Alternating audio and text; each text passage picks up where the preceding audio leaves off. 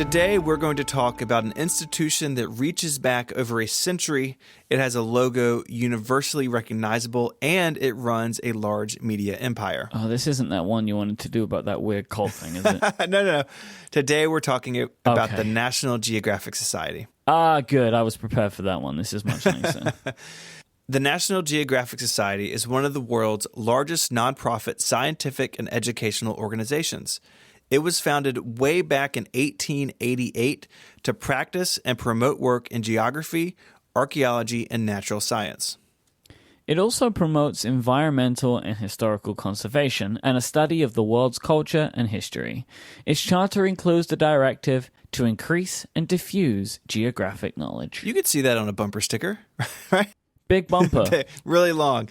The Society's logo is a yellow portrait frame, which of course can be found on its iconic magazine covers, as well as its television channel logo, and gracing other media put out by the group, often produced in partnership with 21st Century Fox. How did all of this get started, Stephen Hackett? We have to go back in time, Michael Hurley. It began as a club for an elite group of academics and wealthy patrons interested in travel and exploration. They met in January 1888 to discuss a society, which I guess is what you did at the time. The society would be tasked with increasing and sharing geographical information. Gardner Green Hubbard became its first president, and his son-in-law, Alexander Graham Bell, someone you may be familiar with, succeeded him in 1897.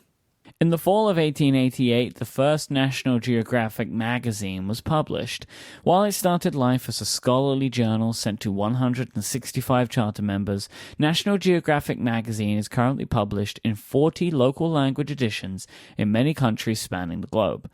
Combined English and other language circulation is around 6.8 million readers monthly, with some 60 million readers in total. Wow, that's huge. It's pretty big, which is great, I think, still for magazines in 2019.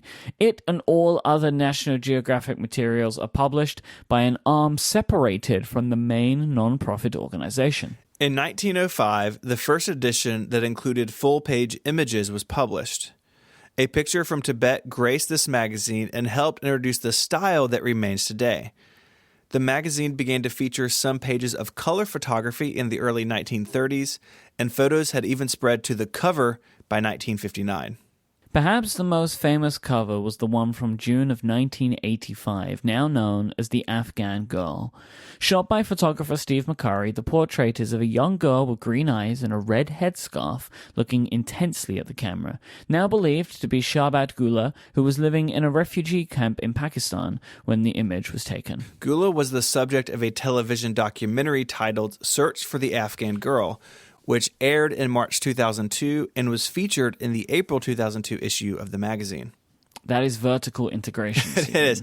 That is a super iconic image. I mean, if you think about pictures in the 20th century, that's on the short list. In 1975, the group published the first issue of National Geographic World. This replaced the outgoing National Geographic School Bulletin, published weekly during the school year from 1919 to 1975. Then in 2002, the kids-focused magazine was renamed to National Geographic Kids, with a focus on children between the ages of 6 and 14. So when I was working on this outline last week, I wrote it, I came in to the house at the end of the day, and I kid you not, there was a new edition of this sitting on my dining room table that had come in the mail. It's like they knew. They know. As of 2006, this magazine reported a circulation of more than 1.3 million in English, including the Hackett household, with an estimated English language readership of more than 4.6 million. There are now over a dozen editions of National Geographic Kids published in other languages. There's even a magazine targeted towards kids kindergarten age and younger named, appropriately, National Geographic Little Kids. I like to think that the magazine's a bit smaller. Like they... I don't know. Very literal with the names over there at National Geographic. They really are. Let's get back to the main magazine for a second, which we will now call National Geographic Adults. In the late 1990s, the National Geographic Society began publishing a digital compilation of all of the past issues of the magazine. However, it was sued over copyright of the magazine as a collective work. This is a little complicated, but this sort of suit, because this has happened to other publishers as well, these suits claim that because the magazine is actually made up of articles and images from like a wide range of contributors, the National Geographic Society didn't actually have the right to reproduce the work in a new format. In 2004, the Society published the Complete National Geographic on CD-ROM and DVD, which contained image duplicates of the print magazines on disc. But as this wasn't a repackaging of the original content, it was just high-quality scans, the Society argued that this was within their rights. That seems like a real fine line to walk. Mm-hmm. Eventually, National Geographic won the case, and several other publications have announced similar projects to digitize and sell their archives. I didn't think we'd be talking about copyright law today, but here we are. It's always just one step away on Ingenious, it feels like. I guess so. Anyway, on September 9th, 2015, the National Geographic Society announced a deal with 21st Century Fox that would move the magazine to a new partnership, National Geographic Partners, in which 21st Century Fox would hold a 73% controlling interest. Of course, as some listeners may know, in December of 2017, Disney announced that it would acquire 21st Century Fox, which now includes the latter's interest in National Geographic Partners. They're very on brand with their names. I feel like if they're like the water cooler is like National Geographic water cooler, that if you get like a new computer, it's a National Geographic PC, like it's everywhere. New computer. New computer. Anyways, the story here is that Disney really does own everything. All roads lead to the mouse. You know? The National Geographic Society publishes a lot more than just the magazine. In 1964, it started producing television content on CBS, and then it moved around a bit, ABC, PBS, NBC, but then back to PBS in the year 2000. Then in January 2001, the National Geographic Channel launched as a joint venture of National Geographic and Fox Cable Networks. You mean Disney? Well, yeah, but you're complicating things now. The channel features a wide range of programming spanning from nature documentaries to reality television, something that has drawn criticism from some. For example, archaeologists have protested shows such as Diggers for promoting the looting and destruction of archaeological sites by promoting the work of metal-detecting souvenir hunters and collectible dealers. Diggers was eventually pulled from the air. I'd hope so. Very literal name again. Mm-hmm. Diggers. What do? People who dig things. Over the years, the channel has spun off several other projects, including Nat Geo Wild. At some point, they started shortening it. Nat Geo People, and the Spanish language Nat Geo Mundo. This is the best. This name, I hadn't realized how great all these names were until we started talking about this today. The National Geographic Society isn't all about flashy TV shows. It operates the National Geographic Museum in Washington, D.C., featuring the work of National Geographic explorers, photographers, and scientists. It also runs a spelling bee. Guess what it's called? Can you guess?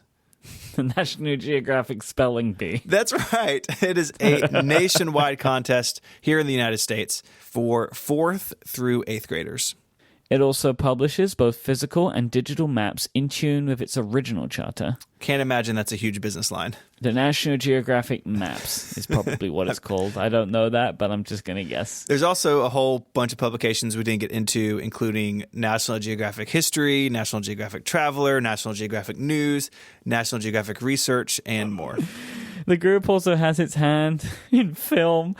K-19, The Widowmaker, March of the Penguins, The Last Lions, and more have been produced by, you guessed it, National Geographic Films. It also provides free resources for educators on its website, and this includes material for lessons, professional development courses, virtual student experiences, classroom grants, and more. As we record today, the Society is 131 years old, and the group talks about and works on issues that have come up in that time. For example, the world's ever-increasing population is expected to put serious strain on natural resources in the coming decades, and National Geographic is working to protect and to promote life on Earth. The group believes, and this is a quote, "If people truly understand the natural world and its people, they will value and protect the planet and the diverse cultures that call it home." I think that's pretty great, and it works towards that end through all these media and financial programs we've been talking about. The Society has awarded thousands of grants. These focus on work with wildlife and nature, as well as studying human culture and societies. It also tackles projects more directly through short and long-term projects. A few examples include working to support wildlife-compatible landscapes in Montana, studying and reducing plastic pollution in our water, and trying to save rhinos from extinction, and just a whole lot more. One project that really caught my eye was space archaeology. That just sounds really cool. Space archaeology. So it is still cool, but it's cool in a different way. National Geographic fellow Sarah Parkak is discovering unknown archaeological sites around the world using imagery from satellites, drones, and other technology so she can identify and protect them. I love that. That's really awesome. It is very awesome, but they still do air those really bad reality TV shows. Hey, you got to pay the bills, you know? National Geographic bills. That's the department that deals with all of that stuff. Oh, boy. I'd like to thank Ryan for sending in the topic this week. Pretty fun getting to know the society and their huge media organization. If you want to read more, there are a whole bunch of links in the show notes over at relay.fm/ungenius/70. While you're there, you can get in touch. You can send us an email like Ryan did with a topic suggestion, or you can do it on Twitter. The show is at Ungenius. You can find Mike there as IMYKE, and you can follow me on Twitter as ISMH. And until our next episode, Mike, say goodbye. National Geographic, goodbye. Adios.